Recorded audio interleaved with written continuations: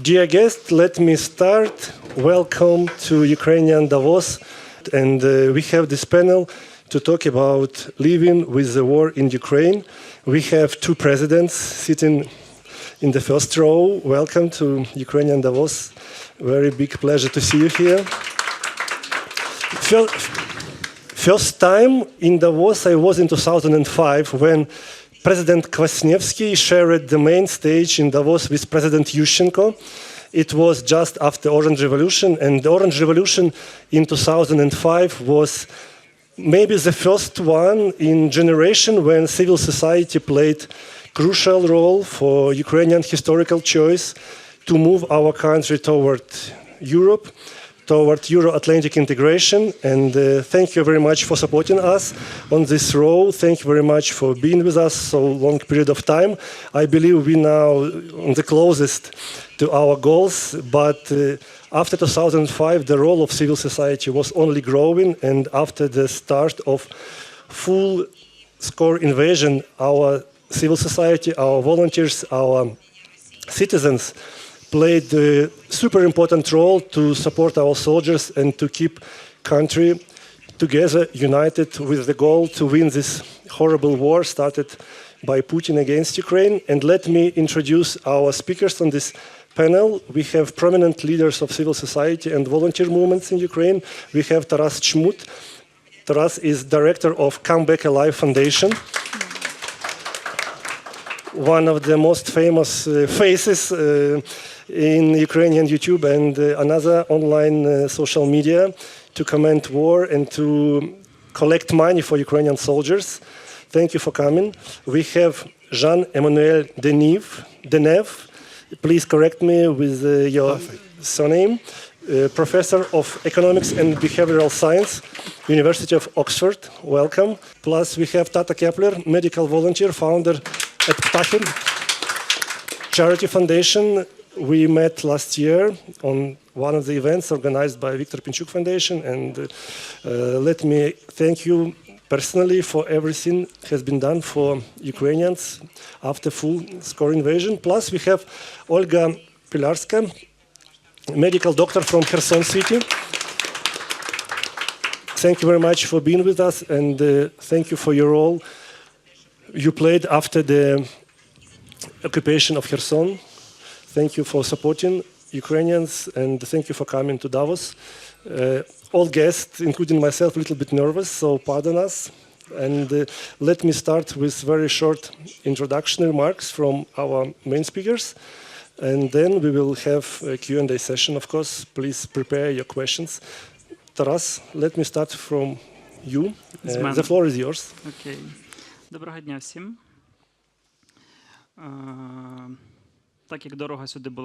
Since it took us quite a while to travel to Davos, I had some time to prepare, and I will go through my talking points. I think I wouldn't thus look over very important ideas. When the war started back in 2014, I remember what I felt and what I thought at that time. Sometimes I doubt whether I am right now with my recollections, but when the all-out war began on the 24th of February, I couldn't believe it, because in Europe in the 21st century, no all-out war, general war, common war, all-out war was possible. But I was awakened by the missile attack in Kiev. So we were unhappy to have such a neighbor country on our border. And the first 24 hours were a nightmare. And the war is like the one you are preparing before the war, but it is not what we witnessed on the 24th of February. The Kherson was captured, Chernihiv was surrounded, Berdyansk, Melitopol fell to the Russian invaders, but the country stood up to resist. So we lived through the first days, and there was the second day, then the first week, and we were still resilient, and we were standing tall. Mariupol was laid siege to, and there was Mykolaiv, Kharkiv, and Chernihiv battles, and we seemed to be half enveloped at that time, but the country was keeping with its resistance, and Kiev stood, and Kiev stood, the country stood. Kiev withstood this aggression, and Russians had to retreat. Then there was the battle for Odessa, for Mykolaiv, the Zmyny Island or Snake Island, and Odessa, and then we pushed Russians from Luhansk region and from Kharkiv region altogether, and we understood that we can regain our own territories, and Kiev battle was about preserving our statehood. The battle for the south was about control of the Black Sea, the navigation, trade, and resources. Kharkiv battle was about belief in our own potential and our own strengths, our ability to stand up to a totally outnumbering enemy. But for over 6 months now, I keep hearing from our allies and partners in the West and from people inside Ukraine about the victory over Ukraine, over Russia, but nobody in either Ukraine or the West has managed to define this victory. What needs to be done for Ukraine to be victorious? Democracies in the world are unanimous in supporting us. Everyone is speaking about reconstruction, rebuilding with demining that should precede it.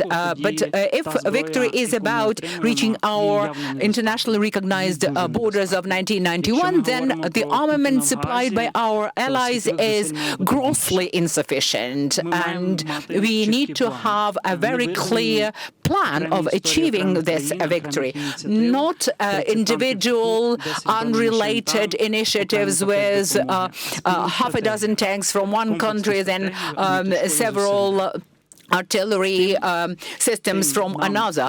We have to ensure the comprehensive and very consistent supplies and very comprehensive plan, and what each of us should do to make this plan true. So we have to agree on a sequence of actions, on causative consecutive developments that should bring about the victory. Because victory is not only about us, it's also about Europe, about the entire globe. So let us agree on how to move together to our victory. Thank you. Дякую. Thank you very much. And the next one is Tata Kepler. Let me raise one question in advance. I believe the same question will go from the audience. What is victory for Ukraine? Of course, people will ask this, so we have some time to prepare the answer. But of course, you start with your remarks. Okay, so hello, everyone. I think that the first question that I have to answer is the topic of our meeting. It's living with war. And to explain myself, I have to introduce myself. So I'm a tactical medicine volunteer, and I'm volunteering from 2013, but not in such scale as I'm volunteering now. Before the full-scale invasion, I was running the biggest cocktail bar in Ukraine. So you can imagine this life. And in 21st of February, I just put myself on, I don't know how to explain, the pause button. You don't think about tomorrow. You, just like the Mario in the video game, you have to go. You have to leave, and every day is one more round, like on the boxing ring. So, as a tactical medicine volunteer, I created a small, tiny charity project which called Ptakhy, which means birds. And for the last 2 years, we provide tactical medicine supplies and tactical medicine help to 100,000 of Ukrainian soldiers. It's a lot of people. We was one of the first missions that started to go to deoccupied territories, gray zones, and the villages situated on the front line. And we went in we've been in more than 700 deoccupied villages, the gray zones, and these territories. We are team 6 people, like it's not a huge team. So if you think that something impossible and you're alone can do nothing, you really can do something. But what I see and what I feel, sometimes I feel myself like I'm a buck in a cane, like I'm a circus monkey. I don't feel myself like I'm living. I feel myself like I'm in kind of imitation of life.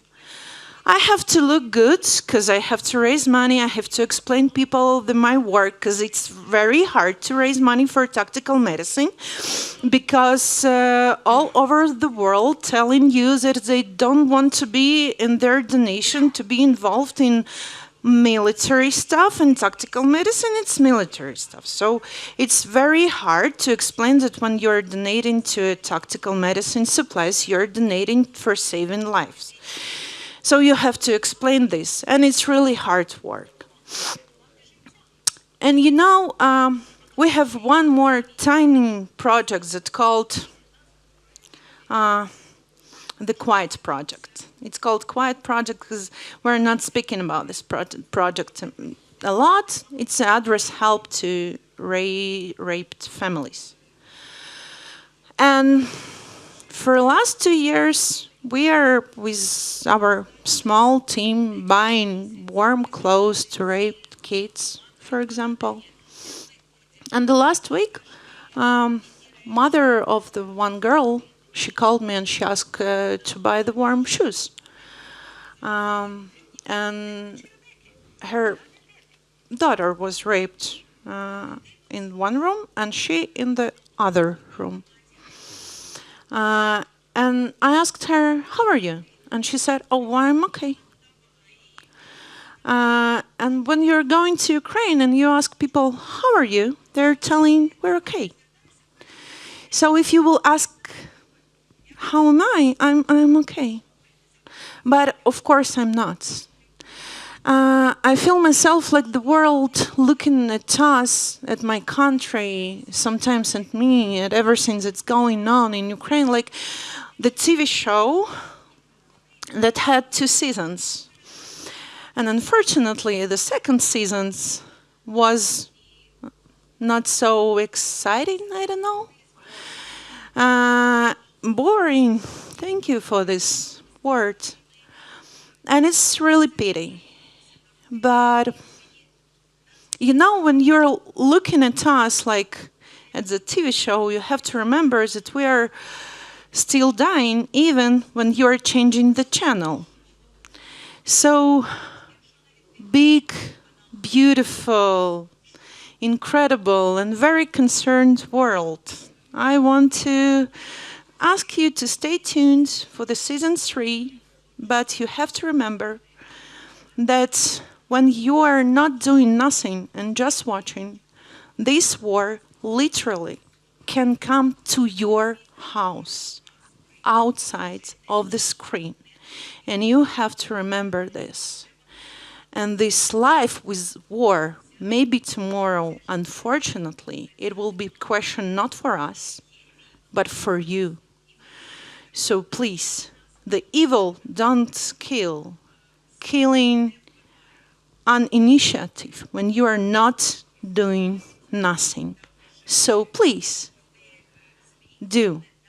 If you can speak about Ukraine, you have to speak about Ukraine. You can share your thought, you have to share your thoughts, and you have to support us. Because really, we're like hearing this, we hearing these phrases that like Ukrainian fighting for freedom, not only for our freedom, we're talking about this for 2 years. And we really, seriously, we're not joking, because it's true. And unfortunately, it's very painful. So, what is living with war? I don't know. but I can't tell what is existing with war. Thank you.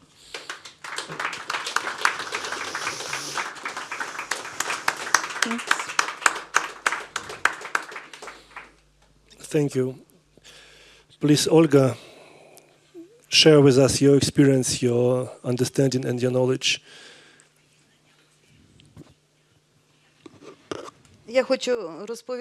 I would like to tell you about my story, about my reanimation of newborns in a hospital. What's the war like? What's occupation like? I was on duty on the 23rd of February, and on the 24th of February, tanks came to my city. We were just regular citizens. It was just a civilian hospital. We had 7 newborns in our reanimation or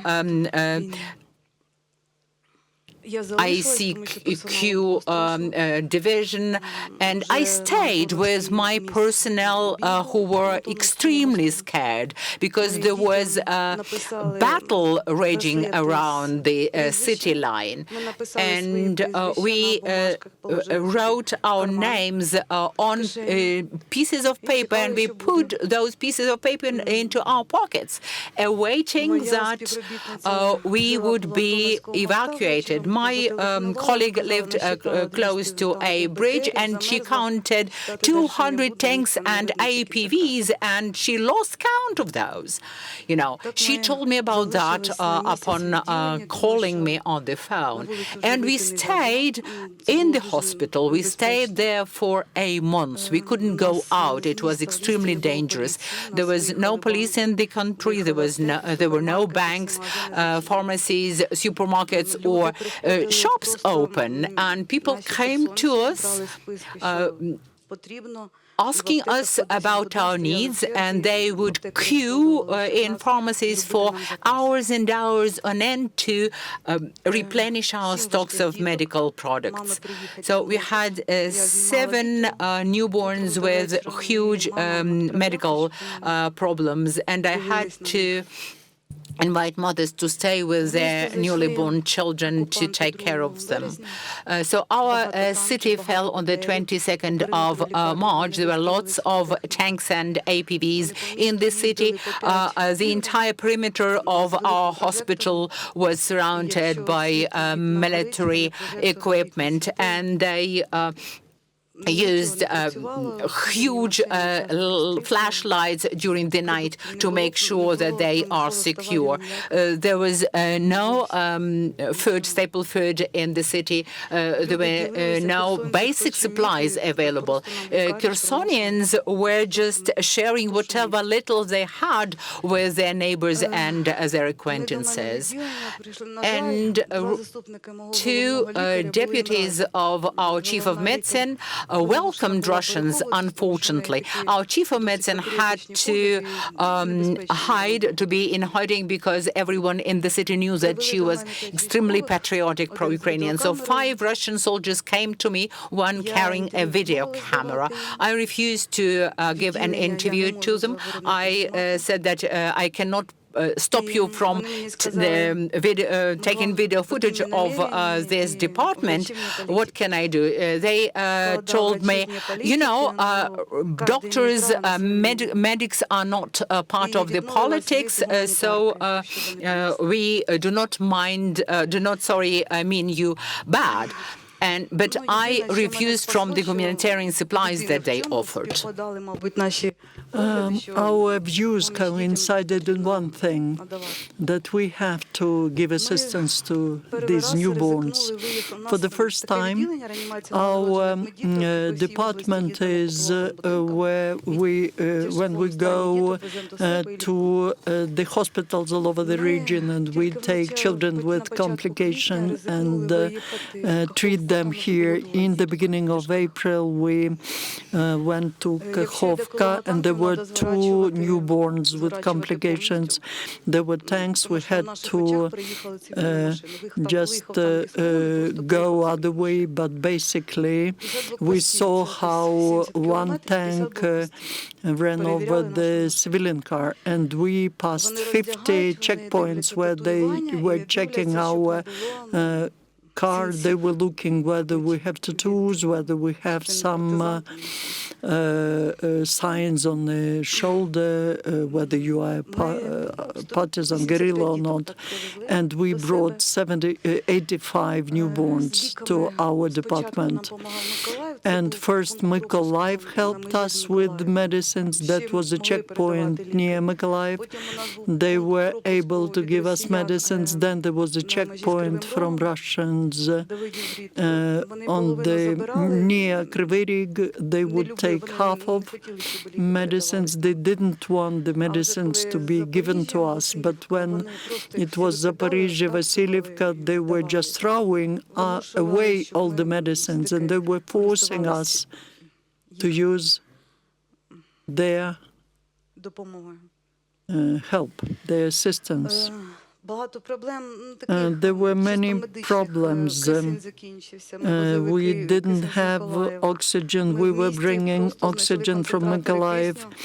We found the oxygen concentrators in the city, and we would bring them to our hospital. And we were trying to resolve all these problems ourselves. The only thing, we had to send 5 newborns to Krasnodar, and these were newborns with the heart problems, and the first 2 days they needed surgeries. We were not allowed to drive via Armyansk. The intensive care units came from Simferopol to us, and the first newborn, they organized the show, but it was difficult for parents because this diagnosis wasn't made before the delivery, and they showed the birth certificate, and it was written that it's Republic of Crimea, and we told the parents that don't worry, Crimea is Ukraine, and all 5 newborns were returned. And most of them were on the right bank, and that's Geniches, Kakhovsky, Oletsky. We were taking them via Antonov Bridge. When the bridge was damaged, we had a ferry, and the ferry was good for 20 vehicles, and the military were telling how to put the vehicles there. And around our intensive care vehicle, they would put the military vehicles. That was like a law. And after that, there was no ferry. We were taking boats, renting boats, and we were taking newborns from Oleshki, from another village. Our task was to rescue as many children, newborns as possible, because we saw how many newborns and children were dying in Ukraine. We were taking the boats, we were carrying them by the boats. After the occupation, they started shelling at us. We have 2 big buildings, one 6-story, that's for newborns, that's mine, and another one is for children who are older in age. On the 31st of December, there were 7 missiles, and this the building for newborns was basically damaged, but we were not there. We knew that it could be dangerous. And I don't even tell you how many. They know very well because they stayed there for 9 months. They know where they are. They knew perfectly well that they are shelling at the children's hospital, and they damaged our hospital. They were targeting at the hospital, and they were trying to shell. We don't have any military machinery, equipment, or we don't have any medical center in the city. The Red Cross, the blood transfusion center, and they were shelling all the time at these entities. They are shelling every day. One day it's more intensive, another one it's maybe less, but we still have 25 children born in Kherson every month. We treat children. Unfortunately, there are many traumas from explosion of mines and intensive care for newborns. Well, we don't have enough doctors there. We have a lot of problems, and we started providing assistance to children who are under 18. We have at the same time a newborn who is 1.5 kilograms, and the 18 years old child. And the doctors know what these wounds are, wounds from mines. But I would like to say that we were just a regular type of town. I never knew that we would be fighting against Russians, that we'd be treating these traumas from mine explosions, and that we'll be working in the armored vests. But we continue to treat children. The life goes on. I would like to thank everyone who helps us, and they help us a lot. Yeah.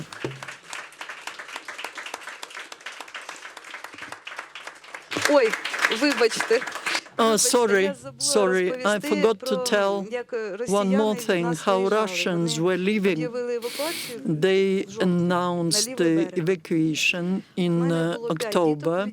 I had 5 children or newborns. They were breathing themselves, but we could not understand what will be happening in the town, in the city.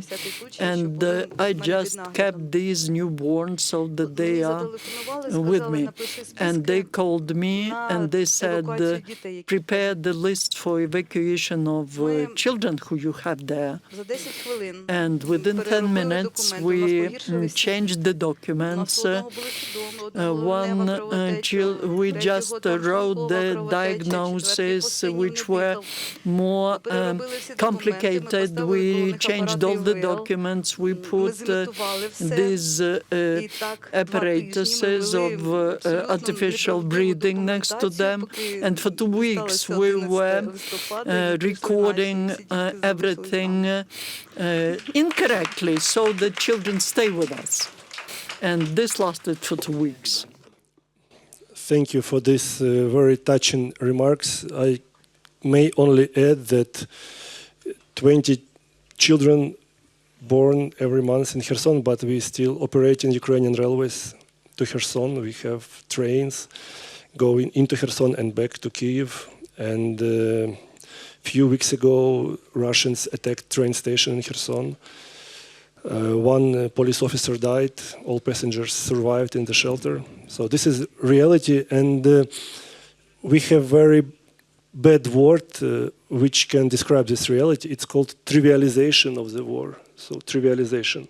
This is new reality we are living with, when daily routine somehow connected with war, and for people from abroad it's very difficult to understand. And the exhibition here in this place maybe will let a little bit to explain how it's possible to live with war, survive with war, and to fight. And before I provide the floor to Jan-Emmanuel, I can say what Jan-Emmanuel is a researcher of happiness in some sense. And I found out what means happiness for Ukrainians now. A lot of people told me that they are happy when they complete their fundraising for drones or for cars or for another military equipment. We have very comprehensive online banking system, Monobank, and a lot of young Ukrainians, men, women, they have their own small bank to collect donation for soldiers, and when they're finished, all of them make very happy posts saying that we collected 10,000 hryvnias, 20,000, 100,000 hryvnias. There's some very big collection for 77 million hryvnias, and all of these people very happy after the moment where they complete this collection of donation for soldiers. So this is one of new sign of happiness in Ukrainian society among Ukrainians living in Ukraine. And even some competition between people who collect more, who collect faster. Some young women, they have this kind of ranking who is more professional with collecting money. This is very interesting phenomena. I believe it can be researched for you, but let me provide the floor to Jan-Emmanuel. Thank you for coming again, and please share with us how is it possible to be happy during the war. Yeah, well, first of all, thank you for the opportunity to be part of this very special panel. Let me say that I'm in awe, truly in awe of the courage on this stage. The stories that we're hearing are true, you're true war heroes. And I know, and I remember speaking last year with some of you, you are war heroes, and what Ukraine is doing, you're doing the impossible. It is extraordinary what you're going through, and it's extraordinary the way you're reacting to it and standing up for democracy on our behalf. So I just really wanted to say that. I'm only an economist. I have not experienced anything like what you've experienced. And my role in trying to help Ukraine and help advance science to better understand what living with war really is what economists do best, which is trying to put numbers on it. Because 100 years from now, there will be historians looking back, and novels will be written about the stories you told, but the historian economists will be looking at the numbers.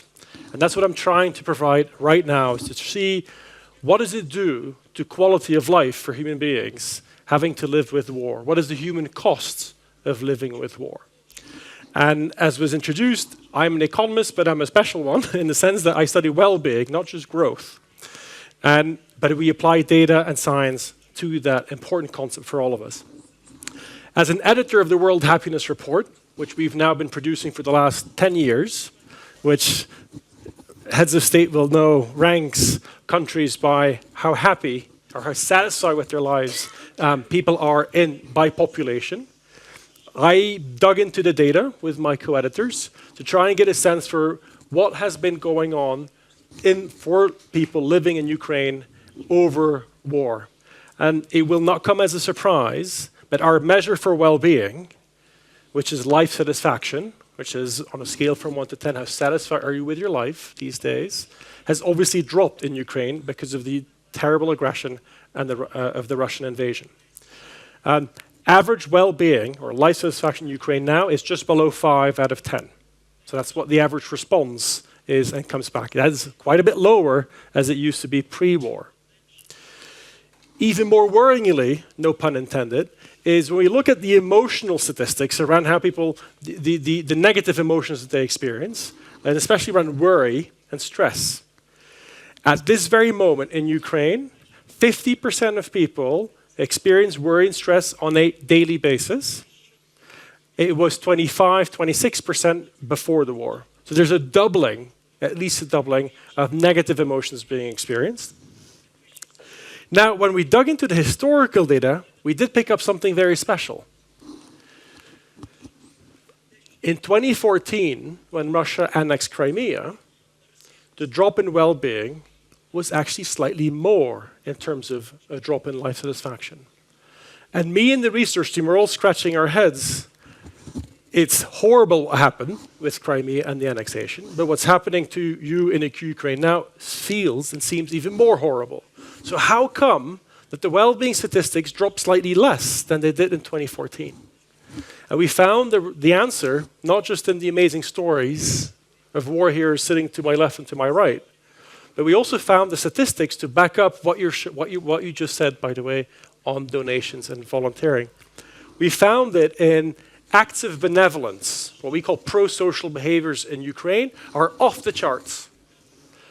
So we find data around, are you helping strangers in need? Are you volunteering? Are you donating? In Ukraine, more than 80% of people say they're doing all these three things pretty much all the time.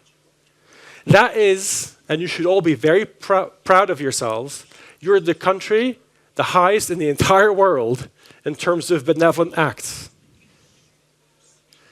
There was a spike globally during COVID, 2020, early 2021. That has subsided in the rest of the world. Ukraine, off the charts, because you're helping each other.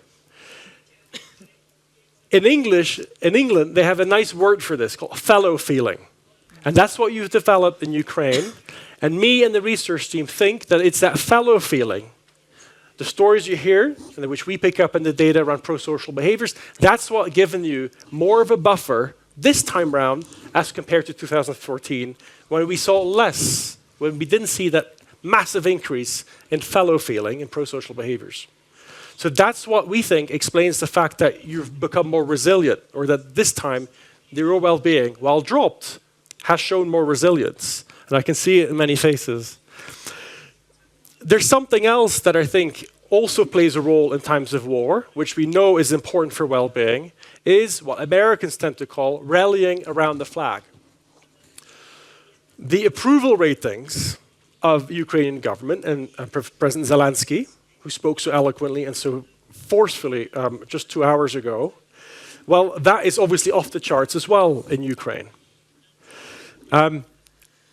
And so that is something important that we try and show data to what you're experiencing. Now, in the data, we found something special.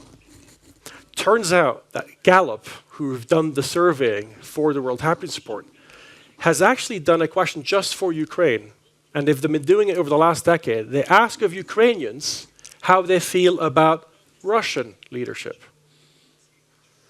And while in the past, that has always run between sort of 10–12% of approval rating for Russian leadership, that has now effectively gone zero. In fact, in the sample of 1,000, a representative sample of Ukraine of 1,000 people, we could only find 2 people who still express some positive feelings towards Russia. So in a way, I can't help but think... Names him. We get the data anonymized. So when I think and take a step back, and you think strategically at the heads of state type of level, and you think what Vladimir Putin has done with his aggression of Ukraine, he has shot himself in the foot.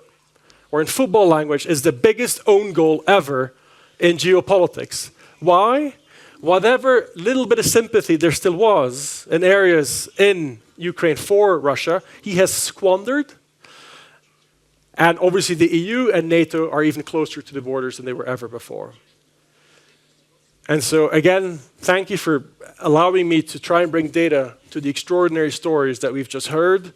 And I'm hoping that these data back up some of the intuitions that you see on the ground. Thank you, and well done.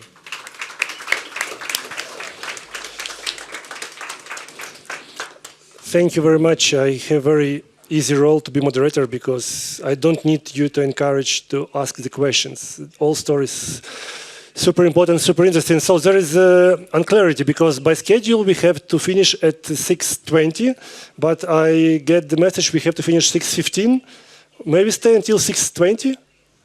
Only 5 minutes for questions. Let's have 7 minutes for questions. Okay, maybe it's better to collect a few questions together and to have the answers. So please, Orisia, Mikhailo, and maybe we will have a chance for third question if someone... Okay, so 3 questions and then answers as fast as possible.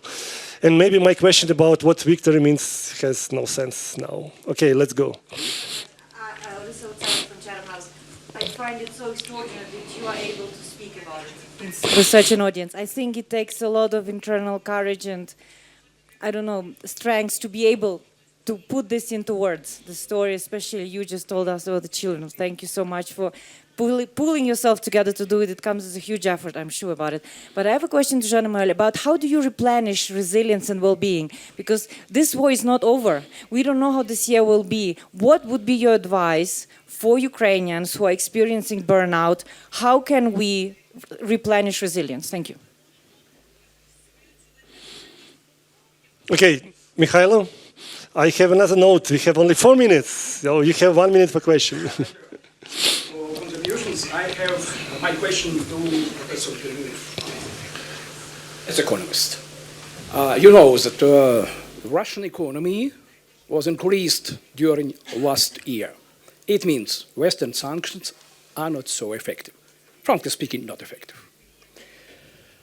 My question is, how to provide kill of economy of war, Russia's economy of war, to discuss next time living without war, not only for Ukraine, for Europe too. Maybe you have some receipts. Thank you. 25 seconds for the question. How much, I'm Nick Bilogorski, Nova Ukraine. How much does our nation have in terms of resilience left? How long can we be living with the war? How can we be happy living with the war? How can we help? Please start the answers. Jan-Emmanuel? Yeah, okay. Yeah, all the tough questions for me. I need some help. I'm not as courageous as any one of these people on the stage. Well, the first thing is about the Russian economy. It is a war economy. The military-industrial complex contributes to GDP. So when you see GDP has increased, then that's because of the war machinery kicking into action and obviously government funding and subsidizing that. To me, that is a beautiful example of how GDP and growth do not necessarily equate to well-being, because warmongering, starting wars, and doing the industry complex behind it actually raises GDP, and yet in our world today, we still put GDP as a measure of social progress. I'm probably the first one. And that, I think, is obviously a good example of why we shouldn't and put GDP first and foremost and think beyond GDP. But you're quite right, the sanctions may not have been as effective either as well. And there should still be, Leaders International should do a hell of a lot more on that front. The resilience, I don't have a good answer. And you're quite right. Resilience is like a stock of capital that gets eroded. And with international attention potentially diminishing, the US president or politics perhaps being less supportive, it will be hard to even keep up the gamification. Awkwardly, the gamification that you were alluded to, where people gamify how much can we fundraise for good things in it. That is a way of trying to sustain it for some time, but it's not going to last you forever either. So the peace plan that President Zelensky put forward needs to be put into motion to hopefully end this before the courage and the resilience erodes further. Please help me out. Any more comments from the ground? We have 1 minute. 1 minute for answers. Please decide who wants to answer. Unfortunately, we have no time more because we have another special ceremony. Who wants to answer the questions from audience? The question, so how do you maintain what you've done, that resilience? How long can you keep it up and for how much longer? And what's the rest of the she can say. Please. Me? Yes, you.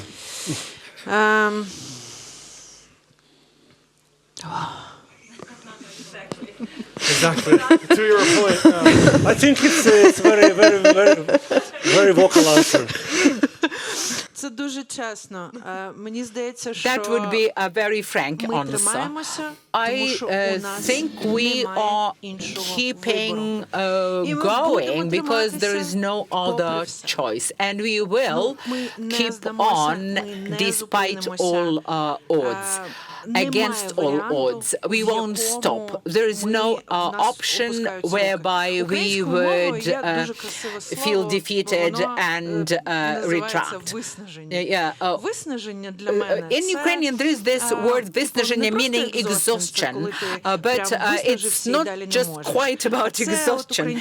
It's about